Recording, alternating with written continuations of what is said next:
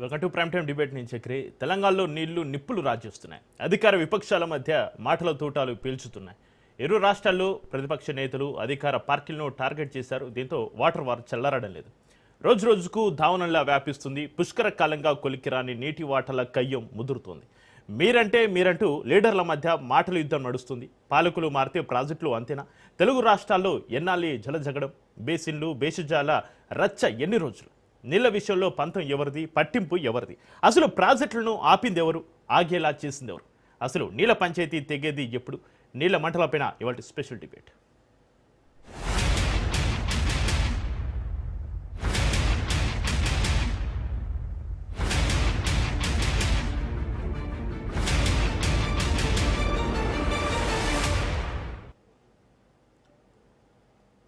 తెలంగాణలో పార్టీల మధ్య ప్రాజెక్టుల ఫైటింగ్ నడుస్తుంది. పాలమూరు ప్రాజెక్టులపైన కేసీఆర్ నిర్లక్ష్యం చేశారని బీఆర్ఎస్ను మళ్ళీ మొలకెత్తనేనంటూ CM Revanth Reddy hot comments చేశారు. అలాగే కేంద్ర మంత్రి కిషన్ రెడ్డి పైన ఆయన చేస్తున్న వ్యాఖ్యలు దుమారం రేపుతున్నాయి. దీంతో అటు గులాబీ దండు, ఇటు కమలదళం కౌంటర్లతోటి గర్జిస్తున్నాయి. నీళ్లు నిధుల చుట్టూ తెలంగాణ రాజకీయం తిరుగుతోంది.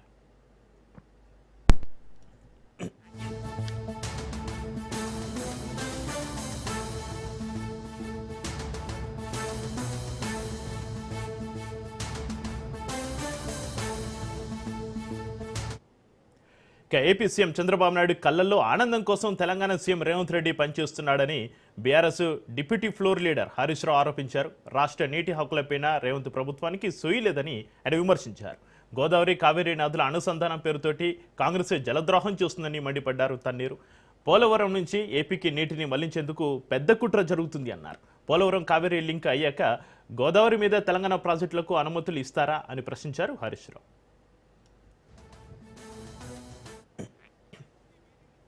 ఏ మీటింగ్ దన మినిట్స్ ఆఫ్ ద మీటింగ్ ఉందా? బయట పెట్టండి. ఎందుకు ఇంత సీక్రెట్ గా ఈ మీటింగ్లు చేస్తున్నారు? ఈ మినిట్స్ ఆఫ్ ద మీటింగ్ ఎందుకు బయటకు వస్తలేవు? ఇలా ఇంకా జోక్ ఏంటంటే ఈ మన తెలంగాణ తరఫున ఈ మీటింగ్లకు ఎవరు పోతారు? చంద్రబాబు నమ్మిన బంటు, తెలంగాణ రాష్ట్ర ప్రభుత్వ సలహాదారు ఆదిత్యనాథ్ దాస్ పోతాడు. తెలంగాణ ఇంజనీర్లను కూడా తీసుకుపోతలేరు ఈ మీటింగ్. మన ఇంటర్ స్టేట్ ఇంజనీర్లను కూడా మీటింగ్ లోపలికి పోతలేరు. ఏమైతుందో మన తెలంగాణ ఇంజనీర్లకు కూడా తెలియనంత సీక్రెట్ గా చేస్తున్నారు. అంటే ఇప్పుడు రేవంత్ రెడ్డి దొంగ చేతికే తాలపు ఇచ్చిండు. ఎందుకంటే ఆదిత్యనాథ్ దాస్ ఎవరు?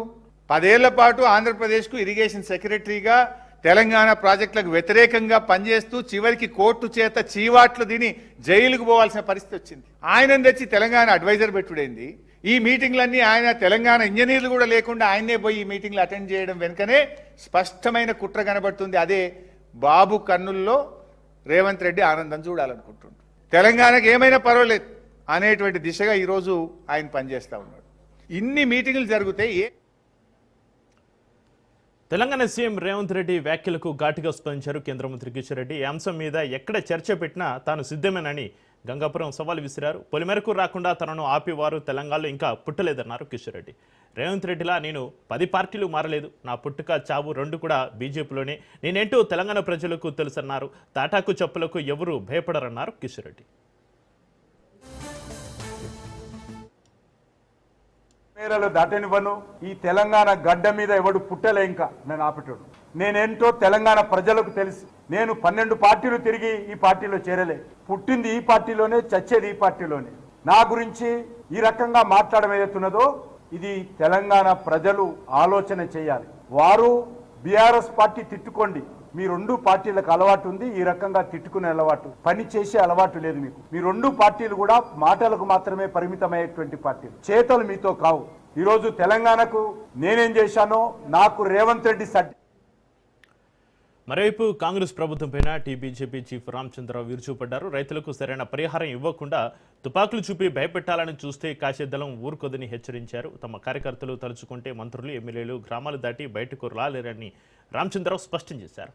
తెలంగాణ అభివృద్ధి కోసం ప్రధాని మోడీ ప్రభుత్వం 13 లక్షల కోట్ల రూపాయలు కేటాయించిందని, AIIMS, national highways, textile park అన్ని కేంద్రం ఇచ్చినవే అని గుర్తు చేశారు. రోడ్ల మీదకి వస్తా ఉన్నారు. అయినా కూడా ప్రభుత్వము బలవంతంగా మీరేంది చేసేది అని చెప్పేసి అక్కడ ఈ యొక్క కార్యక్రమం చేయడం జరిగింది. ప్రారంభోత్సవం కార్యక్రమం రైతులు వ్యతిరేకిస్తున్నా కూడా మీరు ప్రారంభోత్సవం చేశారు. అంటే రైతులు అంటే మీకు లెక్కలేదు. వీళ్ళు ఏం చేస్తారులే, తుపాకీ పేల్ చేద్దాం, వేడి లేస్తాం, గత ప్రభుత్వం అట్టే చేసింది, మీరు అట్టే చేస్తా ఉన్నారు. పెడదాం, నిరబంధిస్తాం, హౌస్ అరెస్ట్ చేద్దాం, మా బీజేపీ నాయకులందరినీ హౌస్ అరెస్ట్, రైతులందరినీ అరెస్ట్ చేసి పోలీస్ స్టేషన్ పెట్టడం. ఇది పోలీసు పాలన అసలు ఏంది? నిజాం పరిపాలన లాగానే మీరు చేస్తా ఉన్నారు. నిజాం పరిపాలించినటువంటి పరిపాలన మీరు ఇక హైడ్రా పైన తెలంగాణ సీఎం రేవంత్ చేస్తున్న వ్యాఖ్యలు ఇప్పుడు దుమారం రేపుతున్నాయి. హైడ్రా అనే పేరు హిట్లర్కు చాలా ఇష్టమని, హిట్లర్కు చాలా దగ్గరగా ఉన్న హంతక ముఠా పేరు హైడ్రా అని రేవంత్ రెడ్డి తెలిపారు. అక్రమ కట్టడాలు చేసేవారు భయపడాలనే ఉద్దేశంతోనే హైడ్రా అని పేరు పెట్టమన్నారు. Hydra, the word is Hitler's favorite word, Hydra. His core team called Hydra, who can assassin anyone. So I have taken inspiration from Hitler. I have named as a Hydra. I have established a organization with a senior IPS officer. I have given 3,000 retired army people and others. Today, anyone, you ask anyone who can dare to encourage any water body in my state or in my Hyderabad. So I have given. రేవంత్ది butler English, Hitler పాలన అంటూ హరీష్ రావు సెటైర్లు సంధించారు. భవిష్యత్తులో రేవంత్ రెడ్డికి హిట్లర్కు పట్టిన గతే పడుతుందని జోస్యం చెప్పారు. ఎవరెన్ని కుట్రలు చేసినా వచ్చే ఎన్నికల్లో బీఆర్ఎస్ అధికారంలోకి రావడం ఖాయమన్నారు హరీష్ రావు. రైట్గా నీళ్లు నిధుల చుట్టూ తెలంగాణ రాజకీయంపైన చర్చిద్దాం. మనకు అందుబాటులో ఉన్నారు డాక్టర్ జయరాం గారు, విశ్లేషకులు, పైల కృష్ణారెడ్డి గారు, బీజేపీ నాయకులు, డాక్టర్ శివకుమార్ గారు, కాంగ్రెస్ నాయకులు, రామ్మూర్తి గారు, బీఆర్ఎస్ నాయకులు. అందరికీ నమస్కారం అండి. నమస్కారం అండి. జయరాం గారు, ముందుగా మీరు చెప్పండి, నీళ్లు నిధుల చుట్టూ తెలంగాణ రాజకీయం నడుస్తుంది. అధికార విపక్షాల మధ్య మాటల తూటాలైతే పేలుతున్నాయి. పుష్కర కాలంగా కులికిరాని నీటి వాటల కయ్యం పరిస్థితి. అయితే తెలుగు రాష్ట్రాల జలజగడానికి అసలు కారణం రాజకీయ నేతల బేషజాల లేక టెక్నికల్ బేసిస్ సమస్యల? ఈ పంచాయతీ తగలంటే ఏం చేయాలి జయరాం గారు? చక్రి, మీకు ప్యానల్లో ఉన్న మిత్రులకు, రాజ్ న్యూస్ ప్రేక్షకులకు మరొకసారి నమస్కారాలు. నమస్కారం. ఇక్కడ మనము రాజకీయాలను వేడెక్కిచ్చేసి ఉత్తేజపరిచి ఉర్రు తొలగించే మాటలు అనేటివి అందరూ నాయకులు మాట్లాడతారు.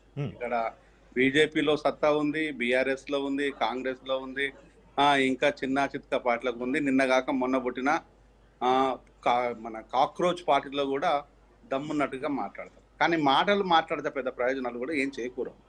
మాటలు అనేటివి ఇప్పటి నుంచి కాదు, మనం ఎప్పటి నుంచో వింటున్నాం. పనులు చేసేవాళ్ళు కావాలి. ఇక్కడ పనులు చాలా ప్రధానమైనవి. పని చేసేవాడికి కోఆపరేషను, పని చేసేవాడు చేస్తున్న విధానాలు అప్పుడు కలిసి రానప్పుడు మాత్రమే మాట్లాడాలి. కానీ ఇక్కడ పాలక ప్రతిపక్ష పార్టీలు ఓన్లీ టైంపాస్ వాతావరణాన్ని, రాజకీయాన్ని రక్తి కట్టించడం కోసం రాజకీయం చేస్తున్నారు తప్పితే ప్రజల కోసం ఎవ్వరూ అంత సీరియస్గా మాట్లాడుతున్నట్లేదు. ఇక్కడ నిజంగా కనుక అదే సీరియస్నెస్ కనుక ఉన్నట్టుంటే చంద్రబాబు నాయుడుకి కొట్లాడడానికి నిజంగా కనుక భారతీయ జనతా పార్టీ ముందుకు వచ్చినట్టుంటే రాదు, వచ్చే ఛాయిస్ లేదు. ఎందుకంటే అది ఒకవైపు ఆంధ్రప్రదేశ్ లోపల కూటమి ప్రభుత్వంలో ఉన్నది కాబట్టి రాదు. కానీ మళ్ళీ ఇక్కడ చంద్రబాబు గురించి ఇక్కడ మాట్లాడము, నీళ్ళ గురించి మాట్లాడడం అనేది వెరీ బిగ్ జోక్. బీఆర్ఎస్ విషయానికి వస్తే, బీఆర్ఎస్ ఒకవేళ కనుక రేవంత్ రెడ్డికి అదే స్ట్రాంగ్ కౌంటర్ ఇవ్వాలి, స్ట్రాంగ్గా చెయ్యాలి అనుకుంటే సో వీళ్ళ కేసులు భయపెట్టిస్తుంది కాబట్టి పెద్దగా ఏం ఉండదు. జస్ట్ అట్లా ఏదో మంత్రాలు తలుతున్నట్టుగా ఉంటుంది, అది అంత మాత్రం. ఇక కాంగ్రెస్ నాయకుడు ఉన్న హరీష్ రావు ఇట్లా మాట్లాడితే, సారీ క్షమించాలి, కాంగ్రెస్ ముఖ్యమంత్రి రేవంత్ రెడ్డి మాట్లాడుతుంటే ఇటు బీజేపీని గర్జించి అడగలేరు, బీఆర్ఎస్ని ఇరుకునబెట్టే విధానం కాదు. ఇక్కడ ఓన్లీ రాజకీయాలే. అంటే ఈ మూడు పార్టీలు చేస్తున్న రాజకీయాలు అనేటివి ప్రజల కోసం కాదు, వాళ్ళని వాళ్ళు బతికించుకోవడం కోసం ఆ పార్టీలను బతికించే ప్రోగ్రాంలో భాగమే తప్ప నిజంగా ప్రజల కోసం అయితే ఇప్పుడు వాటర్ అంశాలు ఉన్నది, ఈ రిపేర్ చెయ్యాలి, కాళేశ్వరం ప్రాజెక్ట్ రిపేర్ చేయాలి. రిపేర్ చేయడానికి గల కారణాలేంది, చేయకపోవడానికి గల కారణాలేంది అని మనం ప్రత్యేకించి చెప్పాల్సిన పని లేదు. రిపేర్ చేయించమని కోర్టు ఆర్డర్ చేసేసింది. దాన్ని యుద్ధ ప్రాతిపదిక మీద చేస్తుంటే ఇప్పుడు మనకు రానున్న రోజులలో నీళ్లను మనం కంట్రోల్ చేసుకొని మనం యూజ్ చేసుకోవడానికి కొంత ఉంటుంది. మరి ఆ పని చేయాల్సిన బాధ్యత ప్రభుత్వం ఉంది, చేపించాల్సిన బాధ్యత ప్రతిపక్షాల ఉంది. ప్రతిపక్షాలు దీని యుద్ధ ప్రాతిపదిక మీద తీసుకొని ఎందుకు రోడ్ల మీదకి రావటం లేదు? నెంబర్ 1. నెంబర్ 2, పేద ప్రజలకు రెక్కాడితే డొక్కాడనే ప్రజలకు ఈరోజు విద్య అనేది చాలా అపురూపం అయిపోయింది. అది ఏమైపోయింది, కార్పొరేట్ చేతుల్లో పడి ఒక కబంధ హస్తాల్లో నలిగిపోతుంటే ఇక్కడ పేద ప్రజలు వచ్చేసి ఆ ఫీజులు కట్టలేక సో ఆ చదువులకు దూరం అన్న అవ్వాలి, లేదంటే వీధి బదిలో అన్న చదువుకోవాలి. సరే, వీధి బదిలో అన్న నాణ్యతమైన విద్య ఉందంటే అది లేదు. అంటే ఇక్కడ దాని గురించి మాట్లాడు. నేను ఓన్లీ ఇంపార్టెంట్ పాయింట్స్ చెప్తున్నాను. నెక్స్ట్ వైద్యం గురించి తాగుబోతులను తయారు చేసి తాగుబోతులను చచ్చిపోయినా పట్టించుకోలేని 3, ఒకవైపు బీజేపీ, బీఆర్ఎస్, కాంగ్రెస్. నిజంగా కనుక వీళ్ళకి చిత్తశుద్ధి ఉన్నట్టు అయితే రేవంత్ రెడ్డిని 24 గంటలు కనుక మీరు రోడ్డు మీద ఉంటే రేవంత్ రెడ్డి ఎవరెస్ట్ మీద ఉన్న రేవంత్ రెడ్డి నేలకు దిగుతాడు. ఎందుకు మీరు ఆ పని చేయటం లేదు? మీరు దిగ్బంధం చెయ్యండి ఈ 3 అంశాల మీద. రేవంత్ రెడ్డి దిగొస్తాడో రాడో చూద్దాం. రేవంత్ రెడ్డి నిజంగా ఎంత దమ్మున్న నాయకుడో తెలిసిపోతుంది. ఊరికే కిషన్ అన్న ఒక మాట చెప్పండి. కిషన్ అన్నను నాకు ఇష్టమైన నాయకులలో కిషన్ అన్న చాలా ఆప్తుడు, సేమ్ టైం వచ్చేసి మంచి వ్యక్తి. పర్సనల్గా అందరికీ ఇష్టమైన, నాకు ఇంకా కాస్త ఎక్కువ ఇష్టం. కిషన్ అన్న బూతులు మాట్లాడు అన్న డౌట్ ఏం లేదు. ఏది మాట్లాడినా కూడా చాలా కూల్గా మాట్లాడుతుంటాడు. బూతుల సంస్కారం కిషన్ అన్నకు లేదు. ఎందుకంటే ఆయన ఒక యూనివర్సిటీ నుంచి పట్టభద్రుడిగా వచ్చి ఏబీపీ నుంచి పనిచేసి తను స్పష్టంగా తను చెప్పినట్టుగా పార్టీలు మారే అవకాశాల కోసం పార్టీలు మారే ఛాన్స్ అయితే లేదు, జరగలేదు కూడా ఇంతవరకు. ఆయన నమ్మిన పార్టీ కోసం, నమ్మిన సిద్ధాంతం కోసం ఈ రోజు వరకు కూడా ఉన్నాడు. ఇక డౌటే లేదు. కిషన్ అన్న చాలా ఏది కూల్గా ఇలా మాట్లాడితే కుదరదన్న. ఇక్కడ రేవంత్ రెడ్డి ఉన్నది. రేవంత్ రెడ్డి లాగా నువ్వు బూతులు మాట్లాడాల్సిన అవసరం లేదు. కానీ రేవంత్ రెడ్డి రేవంత్ ఒక చెప్తాను, రేవంత్ రెడ్డిని కట్టడి చేయాలంటే అన్న ఆ ఈడీని సిబిఐని పంపించు, ఏం అక్కర్లేదు. ఎందుకంటే భూదోపిడి, భూదంద, ఇక్కడ ఏ డిపార్ట్మెంట్ లో చూసినా కూడా అవినీతి, విచ్చలవిడి దోపిడి, లంచం ఇయ్యండి పని చేయడం లేదనే విషయం వాళ్ళ మంత్రులే రోడ్లెక్కి చెప్తున్నారు. ఎక్కడ చూసినా విచ్చలవిడి దోపిడి ఉన్నది. నా ఫైనాన్స్ మినిస్టర్ తీసుకో, నా ఎడ్యుకేషన్ మినిస్టర్ తీసుకో, నా హోమ్ మినిస్టర్ తీసుకో, ఈ 3 మన ముఖ్యమంత్రి అనుకో. జయరాం గారు ఇంత ముందు కూడా మన ప్రసంగాల్లో చూసాం, ఈ 2 సంవత్సరాలు రాజకీయాలు పక్కన పెడదాం, ప్రతిపక్షాలు నాతోటి కలిసి పనిచేయండి, రాష్ట్రాన్ని అభివృద్ధి చేసుకుందాం, మీరు ప్రతిపక్షమా అధికార పక్షమా అని భేదం లేకుండా ఎమ్మెల్యేలు ఎమ్మెల్యేగా మిమ్మల్ని ఎన్నుకున్నారు, ముఖ్యమంత్రిగా నన్ను ఎన్నుకున్నారు, మీరు నా దగ్గరికి రండి, మీ నియోజకవర్గాన్ని మీరు బాగు చేసుకోండి, రాష్ట్రాన్ని బాగు చేసుకుందామని అంటున్నారు. ఒకటి చక్రి. సో ఇక్కడ ఇక హెల్త్ మినిస్టర్ గురించి అయితే మనం చెప్పాల్సిన పని లేదు. అదొక వ్యాపారం కౌంటరు.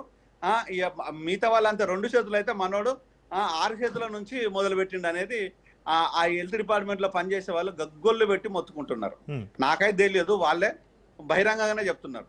అంటే ఇక్కడ ఏ మినిస్ట్రీ చూసినా కంపే. ఇక మన రెవెన్యూ మినిస్టర్ చెప్పాల్సిన పని లేదు. ఇతర ఏ మినిస్ట్రీ లోపల గర్వకారణం ఏమున్నది? దోపిడి తప్ప. అంటే కిషన్ అన్న చేయాల్సి ఒకటే మాట తమ్ముడు, కిషన్ అన్న చేయాల్సింది ఏంటంటే ఆ ఈడీని ప్లస్ సిబిఐని దింపితే ఎందుకు మాటినాడు రేవంత్, ఎందుకు చెప్పాడు అంటే ఈరోజు నెక్స్ట్ హరీష్ రావు నీ కనుక భయం లేకపోతే, నీ కనుక రేవంత్ రెడ్డి మీద సాఫ్ట్ కార్నర్ లేకపోతే నువ్వు రోడ్డు మీదకి రా, నీతో పాటు మేము ఉంటాం, నీతో పాటు తెలంగాణ ప్రజలు ఉంటారు. ఇవి ప్రజలకు కావాల్సిన వాటి కోసం కొట్లాడదామంటే చెప్పు, ప్రజలు నీ వెంట ఉంటున్నారనే దాన్ని నేను ప్రామిస్ చేస్తున్నాను. ఒక నిరుపేద కుటుంబం నుంచి అత్యున్నత చదువుకున్న వ్యక్తిగా, నేను ప్రజల మనిషిగా, ప్రజల కోసం మాట్లాడే వ్యక్తిగా. సో ఈరోజు నువ్వు ఎందుకు చెయ్యవు అంటే ఇక్కడ ఇవేమి జరగవు. ఇప్పుడు మనం అనుకునేది ఏది జరగదు. ఈ బూతులు ఇవన్నీ ఈ హీటెక్కించే ప్రసంగాలు దేనికోసం అంటే రాజకీయంగా వాళ్ళు బతుకుండడం కోసం, లైవ్ లో ఉండడం కోసం ఆడుతున్న ఒక డ్రామా తప్ప దీనివల్ల దమ్మిడి ఆదాయం ప్రజలకు లేదు. రైట్. ఇక బీజేపీ నాయకులు, కాంగ్రెస్ నాయకులు కాలంగా కులికిరాని నీటివాటల కయ్యం తెలంగాణలో పార్టీల మధ్య ప్రాజెక్టుల ఫైటింగ్ పైన చర్చిస్తున్నాం. శివకుమార్ గారు, మీరు చెప్పండి, CM Revanth Reddy AP CM Chandrababu Naidu ప్రయోజనాల కోసం, ఆయన కళ్ళల్లో ఆనందం కోసమే పనిచేస్తున్నారన్న హరీష్ రావు ఆరోపణలకు మీ సమాధానం ఏంటి శివకుమార్ గారు? ముందుగా రాజ్ న్యూస్ ప్రేక్షకులకు, మీకు ప్యానల్ ఉన్న పైల కృష్ణారెడ్డి గారు కానీ, డాక్టర్ తాటికాల జయరాం గారు కానీ, లేకపోతే రామ్మూర్తి గారు కానీ నమస్కారం. అయితే ఈడ ఒకటే, హరీష్ రావు గారు ఆల్రెడీ మీరు ఎట్లా వచ్చిండ్రు ఏమొచ్చిండ్రు అనేది నాకు తెలుసు.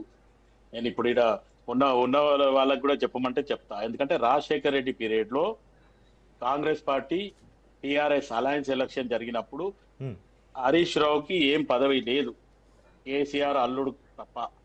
అయినా ఈరోజు రాజశేఖర్ రెడ్డిని అప్పట్లో కేసీఆర్ గారు మా అల్లుడిని మంత్రిగా చేయంటే nominated minister youth affairs and sports minister చేయడం జరిగింది. యూత్ అఫైర్స్ స్పోర్ట్స్ మినిస్టర్ అయిన తర్వాత కూడా మేము కాంగ్రెస్ పార్టీలో ఉండే కాబట్టి నేను మా మిత్రుడు ఇంకొకైనా రంగారావు అని చెప్పి state youth awardees president, so ఇద్దరం కలిసి జిట్ట బాలకృష్ణారెడ్డితో కూర్చొని మేము మాట్లాడితే ఈవెన్ జిట్ట బాలకృష్ణారెడ్డి కూడా పక్కన వెళ్ళిపోయిన రోజులు ఉన్నాయి. అంటే హరీష్ రావు పరిస్థితి మాకు అక్కడి నుంచి తెలుసు. ఈరోజు హరీష్ రావు మొత్తానికి ఏదో గతంలో ఈ డైలాగ్ ఎక్కడి నుంచో కాపీ కొట్టినట్టు అనిపిస్తుంది నాకు. ఎందుకంటే గతంలో బావ కండ్లల్లో పరిటాల రవిని చంపినప్పుడు బావ కండ్లల్లో ఆనందం చూడడానికే నేను చేసిన అనేది డైలాగ్ ఇక్కడ తీసుకొచ్చి రేవంత్ రెడ్డి చంద్రబాబు నాయుడు గురించి చెప్తుండు. అది అటువంటి పరిస్థితి చంద్రబాబు నాయుడుకు రేవంత్ రెడ్డి ఎప్పుడు చేయడు. మొత్తానికి ఇటు బీజేపీతోనైనా సరే నరేంద్ర మోదీతోనైనా సరే మర్యాద పూర్వకంగా కలవడం వేరు, ప్రోటోకాల్ పాటించడం వేరు. వ్యతిరేకించడం మటుకు ఎవరిని కూడా లెక్క చేయని పరిస్థితిలో ఈరోజు రేవంత్ రెడ్డి ఉన్నాడు. అది వాస్తవం. ఆయన ఇంకోటి ఓపెన్ గా చెప్తుండే ఏంటంటే రాజకీయాలు చేయకుండా అభివృద్ధి చేసుకుందాం, మీరు నాకు సహకరించండి, విత్ ఇన్ నో టైమ్ ఈ 2.5 years లో ఖచ్చితంగా అభివృద్ధి తీసుకొస్తా, నేను రాజకీయాలు పక్కన పెట్టేదా ఆల్ పార్టీస్ తోని ముందుకు పోవడానికి నేను సిద్ధంగా ఉన్నా అని అందరికీ ఆహ్వానం ఇస్తుండు. ఇంతకంటే ఇంకా ఆయన వాళ్ళ కళ్ళలో చూడడం వీళ్ళ కళ్ళలో చూడడం అవసరం లేదు. ఆయన ఏ రకంగా చేయాలో అంచెలంచెలు ఎదిగిండు, ఎక్కడి నుంచి వచ్చిండు అందరికీ తెలుసు. ఇప్పుడు డిబేట్ లో ఉన్న వాళ్ళకి అందరికీ కూడా, ప్యానల్ ఉన్న వాళ్ళకి అందరికీ కూడా రేవంత్ రెడ్డి ఎక్కడి నుంచి వచ్చిండు ఏమైంది అంత చరిత్ర తెలుసు. కాకపోతే ఈరోజు కాంగ్రెస్ పార్టీ ముఖ్యమంత్రిగా ఉన్నాడు కాబట్టి రాష్ట్రాన్ని అభివృద్ధి చేద్దాం అనుకుంటున్నారు. 10 సంవత్సరాలలో బీఆర్ఎస్ చేయండి, నేను ఈ 2.5 సంవత్సరాల కాంపిటేటివ్ గా తీసుకొచ్చిన మిగతా విషయంలో అంటుండే. ఇప్పుడు ఇంకోటి ఏంటంటే హరీష్ రావు ఇంకొక మాట మాట్లాడిండ్రు చక్రధర్ గారు, ఏమని రేవంత్ రెడ్డి బొట్లర్ ఇంగ్లీష్ మాట్లాడుతున్నాను. రైట్, ఒప్పుకుంటా. ఎందుకంటే కొంచెం ఆయన ఓపెన్ గా చెప్పిండు, నేను గవర్నమెంట్ లో స్కూల్లో చదువుకున్నా, నాకు ఇంగ్లీష్ రాదు, హిందీ అంతగా రాదు. కానీ ఈరోజు కష్టపడి హిందీ నేర్చుకున్నాడు, ఈరోజు ఇంగ్లీష్ నేర్చుకున్నాడు. ఇంగ్లీష్ లో మొత్తానికి ఆయన ఎక్కడ స్పీచ్ ఇచ్చినా, మొత్తానికి నేషనల్ మీడియాలో కానీ ఎక్కడ ఇచ్చినా ఈరోజు మాట్లాడుతుండు. ఆ పదాలు పలికే ధైర్యాన్ని కూడా ఈరోజు మనం చూస్తున్నాం. ఎందుకంటే రెగ్యులర్ గా ఫ్లూయెన్సీగా మాట్లాడేది వేరు, ఎప్పుడో ఒకసారి మాట్లాడేది వేరు. ఆయన స్వయాన దామోదర్ రాజ్ నరసింహ గారు HPS లో చదువుకుంటూ నేను గవర్నమెంట్ స్కూల్లో చదువుకున్నా అని ఓపెన్ గా మహబూబ్నగర్ లో ఏదో ఒక ఇంటిగ్రేటెడ్ స్కూల్ సబ్జెక్ట్ లో కూడా గతంలో చెప్పడం జరిగింది. నేను ఎందుకు ఈ మాట మాట్లాడుతున్నానంటే అప్రిషియేట్ చేయాలా.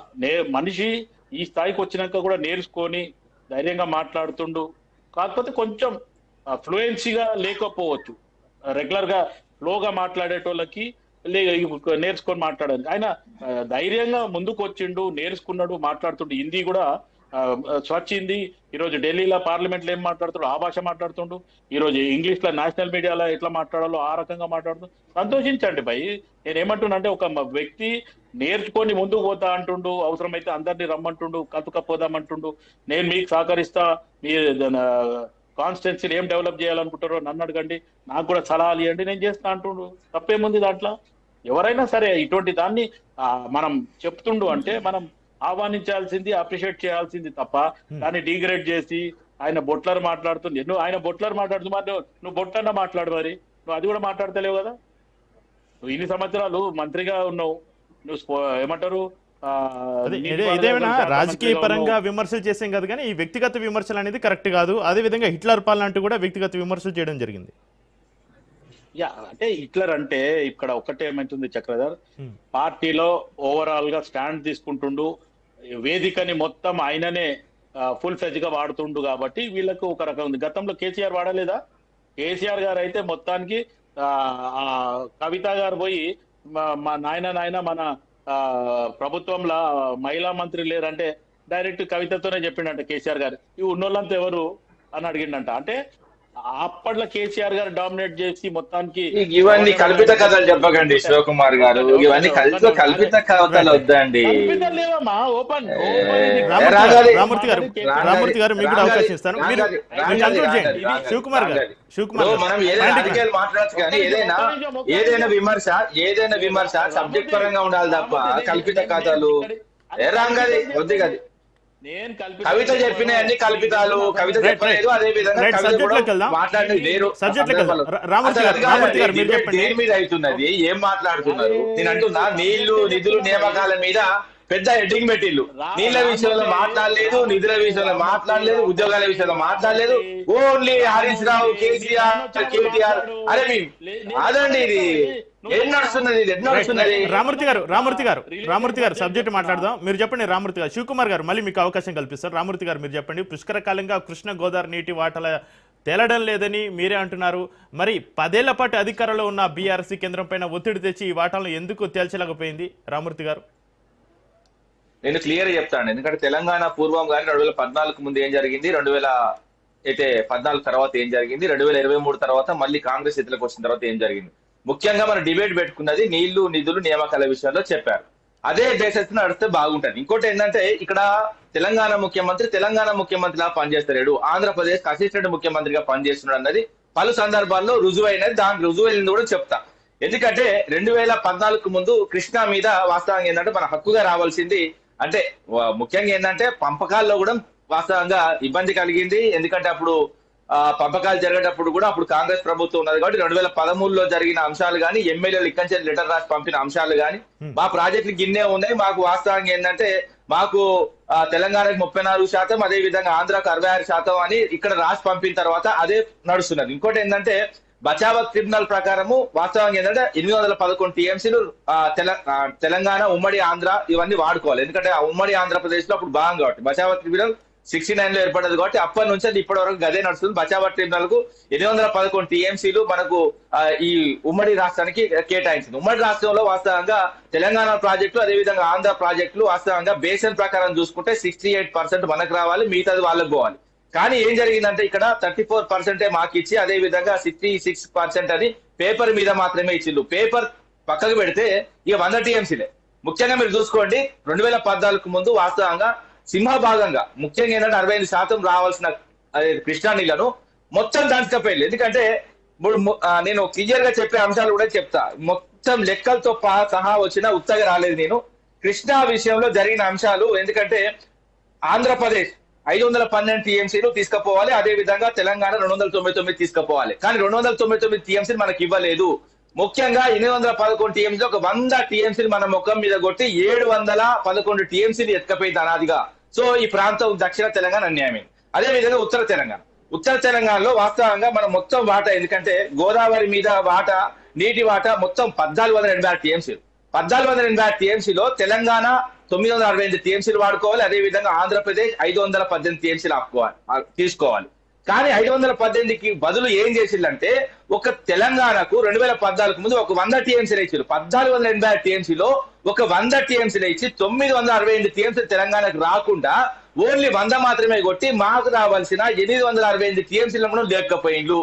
ముఖ్యంగా ఏంటంటే అక్కడ కానీ ఇక్కడ కానీ క్లియర్ చెప్తాయి. ఎందుకంటే ఎస్ఆర్ఎస్పి గోదావరి మీద ఒక ఎస్ఆర్ఎస్పి తప్ప ఇంకో ప్రాజెక్ట్ లేదు. తెలంగాణ పూర్వం 2014 ముందు దాని కెపాసిటీ ఏంటంటే 80 టీఎంసీలు. వాస్తవంగా ఏంటంటే ఎస్ఆర్ఎస్పి ముచ్చట కూడా చెప్తా. ఎస్ఆర్ఎస్పి వాస్తవంగా దాన్ని ఆనుకోని పరిస్థితులు కానీ దాని నుంచి వచ్చే కేసీ కెనాల్, ఎందుకంటే కాకతీయ కెనాల్ ముచ్చట కూడా చెప్తా. ఎందుకంటే కేసీ కెనాల్ మొత్తం కంప్లీట్ గా తుమ్మలు మొలిసినాయి, వీళ్ళ పరిపాలన మొత్తం అడుగంటిపోయింది. ఎందుకంటే ఎంత రావాలో అంత రాకుండా మొత్తం అన్యాయం చేసినది కూడా తెలుసు. ఎందుకంటే ఇది ఒక్కరోజు ముచ్చట కాదు, దాదాపు 13.11 లక్షల ఎకరాలకు నీరు రావాల్సింది 3 లక్షలకే పడగొట్టింది. ఎందుకంటే అనాదిగా అన్యాయం చేసిండ్రు. అన్యాయం చేసిన క్రమంలో ఎందుకంటే గౌరవ కేసీఆర్ గారు వచ్చిన తర్వాత ముఖ్యంగా ఎందుకంటే గోదావరి విషయం చెప్తా, దాని తర్వాత కృష్ణాకు వస్తా.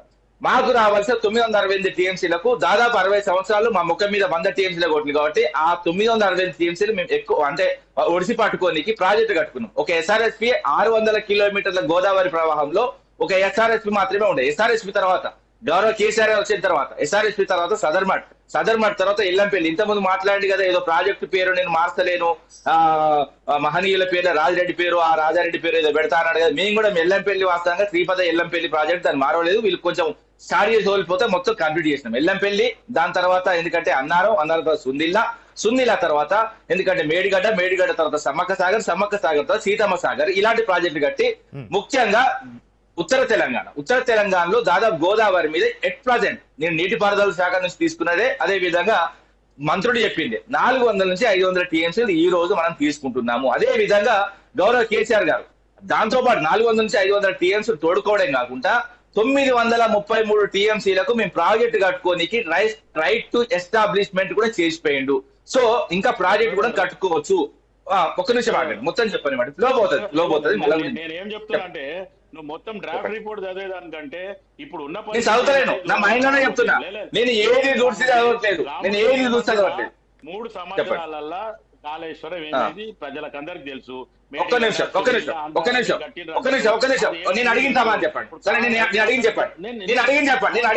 నువ్వు అడుగుతున్నావు కదా, అరే మేము మధ్య రాలేదు కదా, ఎవరికి మధ్య శివకుమార్ గారు మళ్ళీ మీకు అవకాశం ఇస్తారు. రామూర్తి గారు నువ్వు రాసుకో ఇది కరెక్ట్ కాదు. శివకుమార్ గారు ఏం డిస్టర్బ్ చేసినా నేను ఏం డిస్టర్బ్ చేయలే, నేను సబ్జెక్ట్ వేరే పోతుందని చెప్పిన, నేను నీళ్ళ గురించి మాట్లాడుతున్నా. ఒక్క నిమిషం ఆగండి, నేను అడిగిన దాని సమాధానం చెప్పండి. నేను అడిగిన అవకాశం ఇచ్చినప్పుడు మీరు మాట్లాడండి. రామూర్తి గారు నేను నీళ్ళ విషయం అడుగుతున్నా. ఉత్తమ్ కుమార్ రెడ్డి చెప్పిండు 400 నుంచి 500 టీఎంసీలు వాడుకుంటున్నాం. అదే విధంగా కొండ సురేఖ చెప్పింది వాళ్ళ అబద్ధం ఆడిలా. వాళ్ళు మీ ప్రభుత్వమే కదా, మీరే కదా ఇంకోటి నీళ్ళు కూడా వదిలిపెట్టారు కదా. కొండ పోచమ్మ సాగర్ ఎన్ని ప్రాజెక్టుల కాడ ఇప్పుడు ఆఖరికి మోటార్లు కూడా కన్నపల్లి దగ్గర మోటార్లు ఆన్ చేసింది కదా, పోయిన వర్షాకాలం ఆన్ చేయలేదా? అదే విధంగా సమ్మక్క సాగర్ నీళ్ళు రావట్లేదా? ఈ ఎక్కడ ముచ్చట్లాంటివి మాట్లాడితే ఈ సాగర్ మట్టి నుంచి వస్తున్నాయి, ఎస్ఆర్ఎస్పీతో వస్తున్నాయి, దాని తర్వాత అన్నారం సుందిల నుంచి కూడా వస్తున్నాయి. ఎత్తిపోతున్నారు కదా, ఎత్తిపోసి మళ్ళీ కాళేశ్వరం కొట్టుకపోయిందని మంచి మాటలు కాదు. ఎందుకంటే ప్రజలు తెలియకల్లో అన్ని తెలుసుకుంటున్నారు. ఇంకోటి చెప్తా వినండి. ఇప్పుడు నిధులు నియామకాల విషయంలో ఎందుకంటే మేము చేసింది ఏంటన్నది పార్లమెంట్ సాక్షిగా క్లియర్ చెప్పడం జరిగింది. ముఖ్యంగా నీళ్ల విషయంలో 98 లక్షల ఎకరాలకు గత ప్రభుత్వం కొత్తగా సాగునీరు అందించింది అని చెప్పింది. 98 లక్షల ఎకరాలు ఉత్తగా రాలేదు.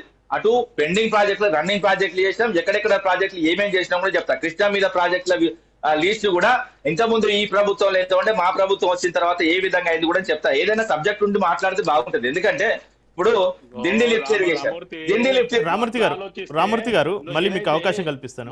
రామూర్తి గారు ఒకటే అడుగుతున్నాను, అర్థండి. నేను కాంగ్రెస్ నాయకుడిని అడుగుతున్నా. 2014 ముందు గోదావరి మీద కృష్ణా మీద మీరు ఎంత నీళ్ళు అందించింది చెప్పండి, ఎన్ని టీఎంసీలు రావాలి చెప్పండి. 2023 నుంచి 26 వరకు ఏమి చెప్పండి, ఏ ప్రాజెక్ట్ కట్టింది చెప్పండి. ప్రాజెక్టులు మేము ఇప్పుడు కట్టింది గతంలో కట్టిన జవహర్లాల్ నెహ్రూ గారు కట్టిన ప్రాజెక్టులే ఇప్పటి వరకు చెక్కు చెదరలే. మీరు కట్టిన ప్రాజెక్టు చెక్కు కాదు, నీళ్లు చెక్కు చెదరడం కాదు. ఇప్పుడు ఏ కాళేశ్వరం కూలిపోయింది? కాళేశ్వరం అని 3 బ్యారేజ్లు, అదే విధంగా 15 రిజర్వాయర్లు, 19 సబ్ స్టేషన్లు, 21 పంప్ హౌస్లు, అదే విధంగా 203 కిలోమీటర్ల సొరంగాలు, అదే విధంగా 1731 కిలోమీటర్ల గ్రావిటీ కెనాల్స్. ఢిల్లీ నుంచి హైదరాబాద్ ఎంత దూరం ఉంటుంది గంట. నేను ప్రాజెక్ట్ రిపోర్ట్ ఎక్కడండి నా ముందు. రామూర్తి గారు సమయం లేదు. కృష్ణారెడ్డి గారు ఒక నిమిషం ఆగండి. 1531 కిలోమీటర్ల కెనాల్స్ పోవలేదా? ఎందుకు బదులాడుతారండి? నేను చెప్తున్నా 3 బ్యారేజీలు లేవా, అదే విధంగా 15 రిజర్వాయర్లు లేవా, అదే విధంగా 19 సబ్ స్టేషన్ లేవా, అదే విధంగా 21 పంపోతులు లేవా, అవి నడుస్తలేవా? ఎందుకు దుర్మార్గమైన మాటలు మాట్లాడతారు? ఇంకా ఎంతమంది అబద్ధాలు మాట్లాడుకుంటుందా? ఇవి ఏదైనా కూడా అద్దుంటుంది దేనికైనా కూడా. నేను చెప్తున్నా కదా, గోదావరి మీద ప్రజెంట్ మళ్ళీ కూడా చెప్తాను, 40 లక్షల ఎకరాలకు మేము కాళేశ్వరం కట్టినాం. 20 లక్షల ఎకరాలకు నీళ్ళు అందుతుందని మీ నీటిపారుదల శాఖ మంత్రి, మీ నీటిపారుదల ఈఎన్సీ చెప్పిండు. ఇంకెవరు కావాలండి? ఈఎన్సీ చెప్పిన మాట కూడా అబద్ధం. రామూర్తి గారు మళ్ళీ మీకు అవకాశం కల్పిస్తాం. కృష్ణారెడ్డి గారు మీరు చెప్పండి.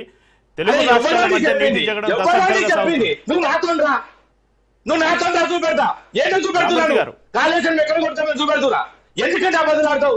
మనకు కూడా వాస్తవంగా పిల్లలు, మనకు కూడా తెలంగాణ ఉన్నది, మన తెలంగాణ సమాజం కోసం మాట్లాడుతున్న అంశం ఉండాలి. ఇంత దుర్మార్గంగా మాట్లాడద్దు, అబద్ధాలు మాట్లాడద్దు. 2 పిల్లర్లు మళ్ళీ కూడా చెప్తున్నా, 2 పిల్లర్లు కుంగిపోయాయి. అది కూడా మేడిగడ్డ 4500 కోట్లు మాత్రమే. ఆ 2 పిల్లర్లు కుంగిపోయాయి. 300 కోట్లకు సంబంధించిందే. మీ ఇంట్లో 2 పిల్లలు కుంగిపోతే రామూర్తి గారు సమయం లేదు. కాదండి, నేను ఎక్కడ అది కాదండి, నేను ఎక్కడ ఉన్నా ఒక నిమిషం లాస్ట్ కంక్లూడ్ చేయండి, నన్ను కంక్లూడ్ చేయండి, నన్ను మాట్లాడివ్వండి. శివకుమార్ గారు ఒక్క నిమిషం రామూర్తి గారు ఒక్క నిమిషం నేను తొందరగా క్లోజ్ చేస్తాను. నిధుల విషయం మాట్లాడదాం. ఇక్కడ నీళ్ల విషయంలో చెప్పినా, అదే విధంగా 9 లక్షల ఎకరాల నీళ్ళు అందించి అందరికీ తెలుసు. అదే విధంగా పార్లమెంట్ కూడా ఒప్పుకున్నది. నిధులు 1,24,104 పర్ క్యాపిటల్ ఇన్కమ్ ఉన్నది. మేము 3,47,299 దాకా తీసుకొచ్చినాం. అదే విధంగా ఆస్తులు, తెలంగాణ ఆస్తులు దాదాపు 50 లక్షల కోట్లకు పెంచిన అవసరమైతే మీరు ఆన్ రికార్డ్ టెస్ట్ చేసుకోండి. అదే విధంగా వాస్తవంగా ఆర్థిక శాఖ నుంచి. అదే విధంగా ఉద్యోగాల విషయం, ఉద్యోగాలు ఇవ్వలేదని మొత్తం అబద్ధాలు ఆడి ముల్కీ నియమాలను దాదాపు 60 ఏళ్ళు మొత్తం వాస్తవంగా తొక్కిపట్టి ముల్కీ నియమాలు లేకపోతే తెలంగాణ కొట్లాడింది. తెలంగాణ కలిపినప్పుడు ముల్కీ నియమాలు ఖచ్చితంగా ఉండాలని చెప్పింది కదా. ఏవైతే 14 ఉన్నాయో ఆ 14 తొక్కిపట్టింది కదా మీరు. అదే విధంగా జీవో 6 and జీవోను కూడా వాస్తవంగా తొక్కిపట్టిన అప్పుడు ఏదైతే ఒక్క నిమిషం గిరిగ్లాని కమిషన్ కూడా క్లియర్ చెప్పింది. ఒక నిమిషం ఆగండి. మేమేమి ఇచ్చినామో చెప్పి ఇది కరెక్ట్ కాదండి. ఈ మధ్యలో మాట్లాడి కరెక్ట్ కాదండి. మీరు అవసరం అయితే రాసుకోండి. ముల్కీ నార్మల్కి అరే ఆగురా బాబు, అరే ఆగురా, నువ్వు వాళ్ళ దేశంలో మధ్యలో మాట్లాడుతున్నావు. నువ్వు రాసుకో అరే నువ్వు రాసుకోలే బాబు. నిజంగా ఆందోళన చెప్తా. అరే ఇది ఎక్కడ దుర్మార్గం అండి. అరే రాసుకోండి. అరే మీరు మాట్లాడుతున్నారు రాసుకున్నా మీరు మాట్లాడుతున్నారు రాసుకున్నా వాడు సమాధానం నేను చెప్తున్నా.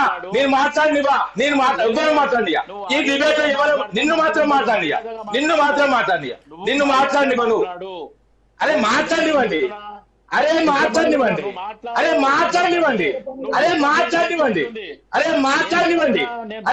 నా టైంలో నన్ను మాట్లాడివ్వండి. నేను మళ్ళీ కూడా చెప్తున్నా, నా టైంలో అదే మాట్లాడివ్వండి పోయి. మాట్లాడివ్వండి. నేను చెప్తున్నా. ఒక నిమిషం ఆగండి. ఆర్థిక శాఖ మేము ఉన్నప్పుడు ఒకటి నిమిషం బ్రదర్ మాట్లాడివ్వండి బ్రదర్. అరే అంటే అదే కాదండి, అదే అన్నా నేను. అరే కాదు, అరే చాలా తేడా ఉంటుంది. అరే ఇది ఎక్కడండి, మన ఇద్దరం కొట్టుకోవడం కాదండి డిబేట్ అంటే. అరే ఆగు పోయి, ఆగు. రామూర్తి గారు సబ్జెక్ట్ పక్కదారి పడుతుంది, సమయం లేదు. రామూర్తి గారు దయచేసి రామూర్తి గారు ఆగండి. కృష్ణారెడ్డి గారికి అవకాశం ఇద్దాం. రామూర్తి గారు, శివకుమార్ గారు నిమిషం అండి. నేను ఎక్కువ మాట్లాడను. నేను ఎక్కువసేపు మాట్లాడాను. మళ్ళీ కూడా చెప్తున్నా, రామూర్తి గారు సమయం లేదు. మళ్ళీ మీకు అవకాశం కల్పిస్తాను. కృష్ణారెడ్డి గారికి అవకాశం మాట్లాడను. నేను మళ్ళీ మాట్లాడనని చెప్తున్నా. నాకు ఒకటే నిమిషం టైం ఇవ్వండి. నేనేమంటున్నా, ఆర్థిక శాఖ అనుమతి ఇచ్చింది. ఒకటే నిమిషం. కృష్ణారెడ్డి గారు నేను మాట్లాడదు. మళ్ళీ మధ్యలో కూడా మాట్లాడి మీకు అసలు డిస్టర్బ్ చేయను. నేను ఓన్లీ శివకుమార్ డిస్టర్బ్ చేస్తాను. అది కూడా చెప్తున్నా. ఆర్థిక శాఖ అనుమతించింది 2,32,808 ఉద్యోగాలకు ఆర్థిక శాఖ అనుమతించింది మేమున్నప్పుడు. అదే విధంగా నోటిఫికేషన్ 2,02,735 ఉద్యోగాలకు మీ నోటిఫికేషన్.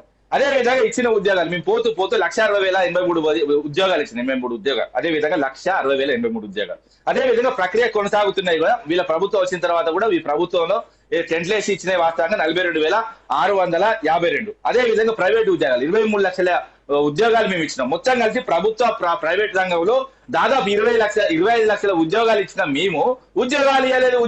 మరి ఈ దుర్మార్గులు ఏమి ఇచ్చారు? 2 లక్షల ఉద్యోగాలు అని ఒక్క notification చూసండి.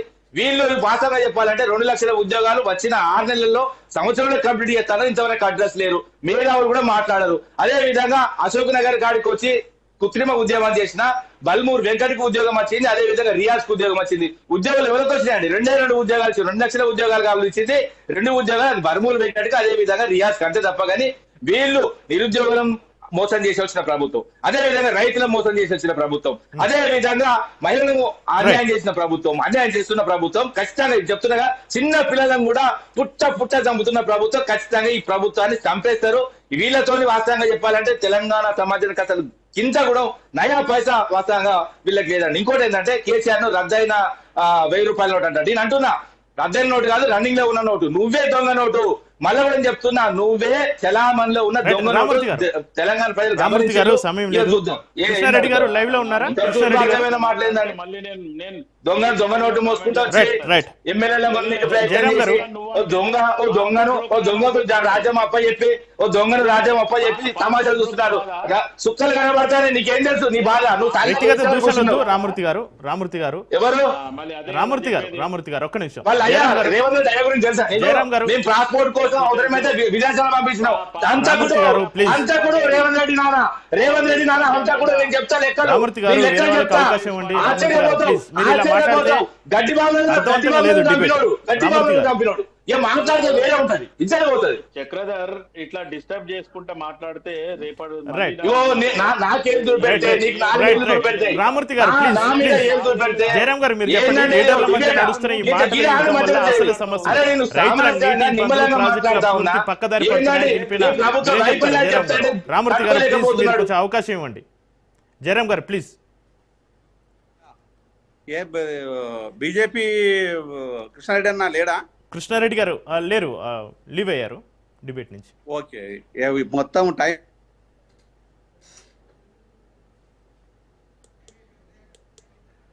Right. Thank you Jayaram గారు, థ్యాంక్ యూ కృష్ణారెడ్డి గారు, థ్యాంక్ యూ శివకుమార్ గారు, థ్యాంక్ యూ రామూర్తి గారు. ఇది వాటి స్పెషల్ డిబేట్ చూస్తూనే ఉండండి రాష్ట్ర న్యూస్.